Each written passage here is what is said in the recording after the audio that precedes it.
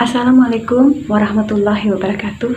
Ya, pada kesempatan ini Ibu ingin menyampaikan hasil dari rekapan angket yang kalian kumpul kemarin, angket kebutuhan peserta didik atau asesmen ya, AKPD itu dalam BK tuh.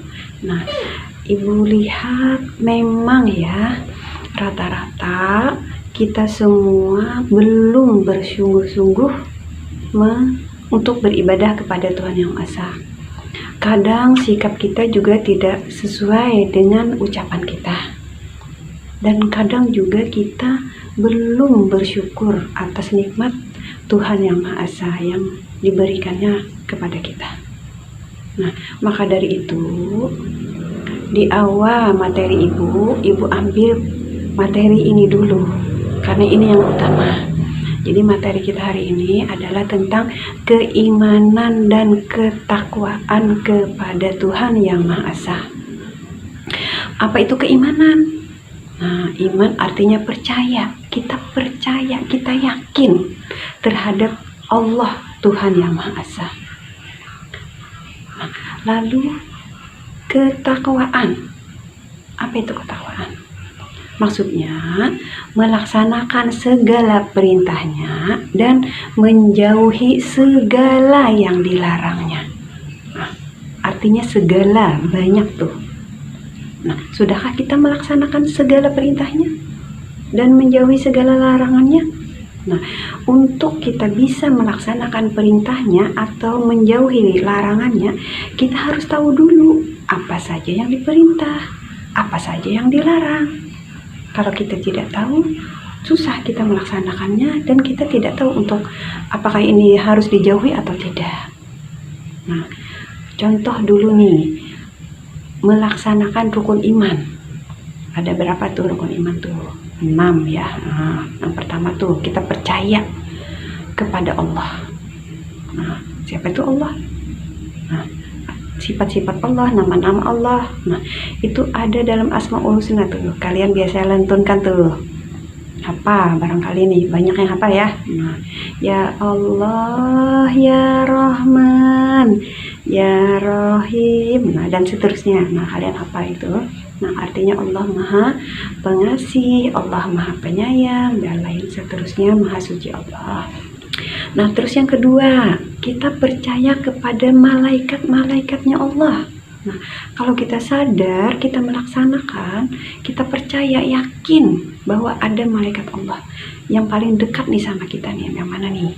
Nih, rakib, atlet yang selalu setia menemani kita, mencatat segala yang kita perbuat, baik itu perbuatan kita yang baik atau perbuatan kita yang buruk. Catat. Nah, kalau kita sadar adanya malaikat yang selalu mencatat perbuatan kita, kita akan takut untuk berbuat hal-hal yang tidak baik. Karena nanti dicatat terus. Nah, dan kita akan berusaha untuk berbuat yang baik agar dicatat terus juga. Nah, terus adanya rasul. Nah, adanya rasul-rasul. Kalamnya Allah juga nih, adanya percaya akan kitabnya Allah yang disampaikan oleh Rasul. Jadi Rasul adalah sebagai utusan untuk menyampaikan kitabnya Allah. Nah, sudahkah kita menuruti? Sudahkah kita mencontoh kepada Rasul kita? Rasul penutup siapa? Nabi Muhammad. Nah, sudahkah kita melaksanakan sunnah-sunnah Nabi Muhammad? Nah, misalnya yang dalam hal kecil, kalau pakai pakaian, kita dahulukan yang kanan. Terus kalau melepasnya, dahulukan yang kiri. Dan lain sebagainya, hal-hal kecil itu sudah kita laksanakan. Nah, kalau kita percaya hal-hal itu, kita yakin, kita sadar akan hal itu, nah maka kita mudah untuk melaksanakannya. Nah, dan yang lainnya lagi tentang rukun iman. Nah, terusnya kita tentang rukun Islam dulu nih. Nah, rukun Islam lagi pertama apa? Ada 5 tuh. Rukun Islam 5 perkara. Pertama, syahadat. Apa itu syahadat? Asyhadu an la ilaha illallah wa asyhadu anna Muhammadar Rasulullah. Artinya kita percaya kepada Allah dan kita percaya kepada Nabi Muhammad Rasulnya Allah. Nah, terus di mana itu kita ucapkan syahadat? Saat apa kita biasanya mengucapkan syahadat? Nah, saat tasyahud, di mana itu tasyahud? Tasyahud itu saat kita sholat. Nah, kalau kita tidak sholat, kapan kita mengucapkan syahadat? Nah, terus yang kedua, sembahyang. Nah, berapa waktu kita diwajibkan untuk sholat, untuk sembahyang? 5 waktu dalam seharinya.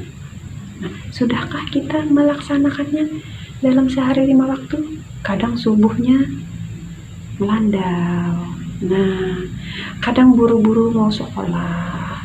Akhirnya bangun tidur, langsung mandi, langsung pakai sekolah. Artinya sholatnya ketinggalan. Atau asar, biasanya main bola, misalnya pulangnya maghrib.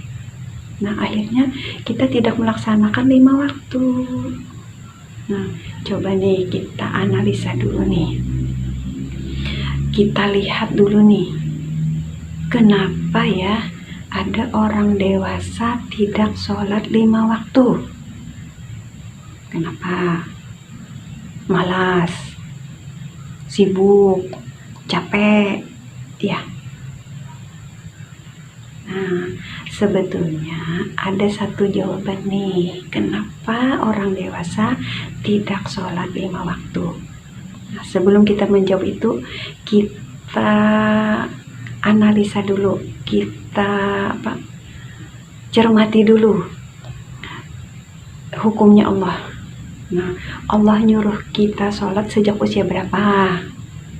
Nih, rata-rata tahunnya 7 tahun, ya kan? Nah, terus kalau tidak sholat di usia 10 tahun dipukul. Nah, sekarang kalian ada nggak yang usianya 10 tahun?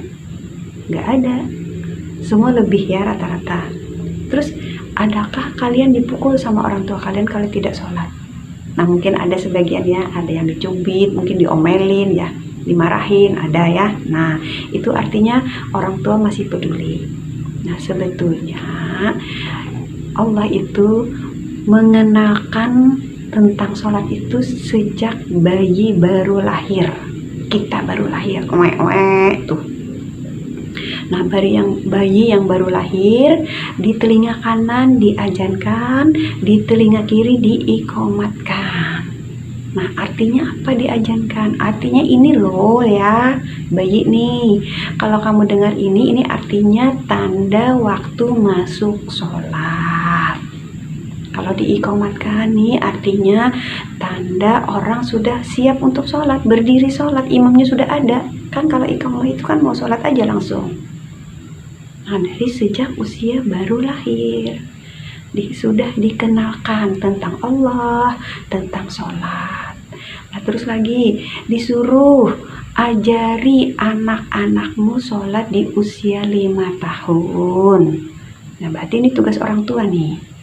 Usia 5 tahun ajari anak untuk sholat. Artinya yang 7 tahun tadi disuruh sholat, artinya dianya sudah bisa sholat.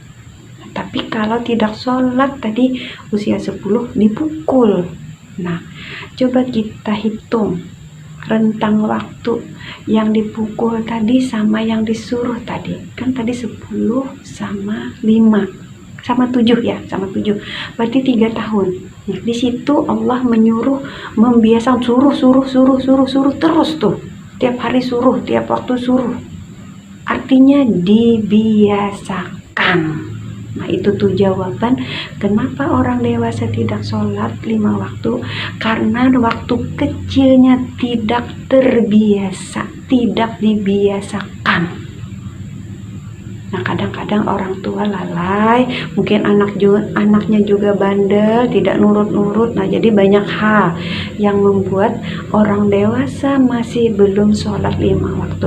Orang dewasa masih belum terbiasa sholat 5 waktu. Kalian juga nih, kan usia kalian sudah belas-belasan ya. Nah, sehari, seminggu, sebulan dibiasakan begitu aja. Bangun misalnya jam 6:30 misalnya, kan udah habis tuh masa waktu subuh. Nah, itu terbiasa terus demikian. Akhirnya jadilah kamu dewasa. Akhirnya jadilah kamu seperti orang yang dewasa di sekitar kamu yang kamu lihat tadi. Nah, maka dari itu, Ibu ingin bimbing kalian untuk membiasakan sholat 5 waktu. Nanti akan Ibu bimbing nih, agar mudah-mudahan kalian berubah. Yang tadinya bolong-bolong, yang tadinya melandau subuh. Nah, bagaimana supaya benar-benar bisa melaksanakan sholat itu 5 waktu. Mumpung yang mungkin masih belum balik, alhamdulillah tuh. Tapi yang sudah balik tidak apa-apa, masih ada kesempatan, tidak ada istilah terlambat. Nah, agar kalian bisa melaksanakan dengan sungguh-sungguh. Kalau kita pikir ya, Tuhan kita tadi maha kasih sayang, beri-beri kita macam-macam, tadi segala-galanya. Kadang kita pinta pun Tuhan sudah memberi kita. Masa sih kita tidak melaksanakan sholat? Masa sih kita tidak melaksanakan perintahnya? Berapa waktu sih kita sholat? Ya paling cuma 5 menit ya, 10 menit atau 15 menit.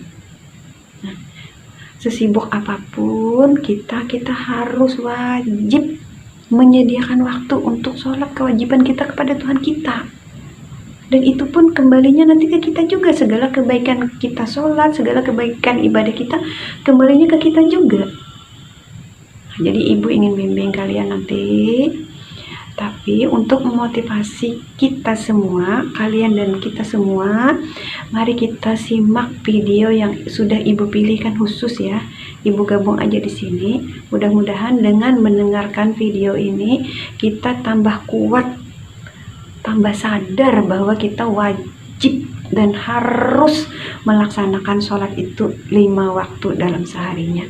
Dan kita terbiasa, mudah-mudahan nanti kalian yang belum balik, pas saat balik kalian udah siap, udah beres tentang sholat 5 waktunya. Dan yang belum, yang sudah balik terlanjur, ya insya Allah kedepannya kita minta ampun sama Tuhan. Kita berjanji untuk tidak mengulangi lagi yang bolong-bolong kemarin. Dan kita berjanji untuk taat dan patuh untuk sholat 5 waktu seharinya. Mari kita sama-sama mendengarkan atau menyaksikan video ini. Hayati ya, dan simak yang dengan baik. Allah langsung mengisyaratkan di Quran surah ke-11 itu ayat 114. Ketika Allah mengatakan aqimis salata tarafain nahar wa zulafan minal lail.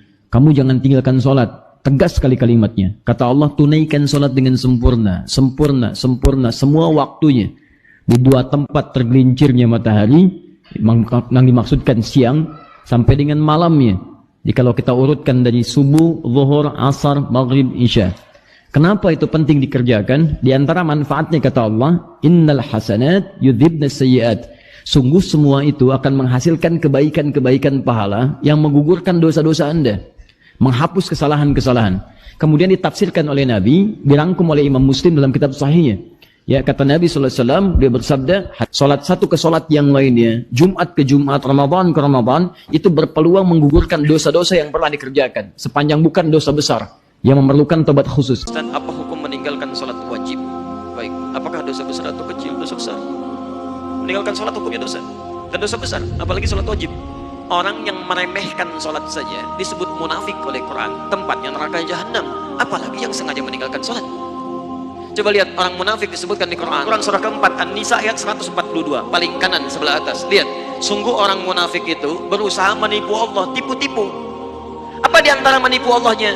Dia berusaha menipu Allah padahal dia menipu diri sendiri. Bagaimana caranya? Kalau sholat malas-malas. Orang munafik sholat masih celaka. Apa tempatnya? Quran surah keempat ayat 140, posisi paling kiri sebelah bawah. Innallaha jami'ul munafiqina wal kafirina fi jahannam jami'a. Allah akan himpun orang munafik dan orang-orang kafir di neraka jahanam. Orang munafik masih sholat, tempatnya neraka jahanam. Ada orang sengaja meninggalkan sholat, maka tempatnya di mana?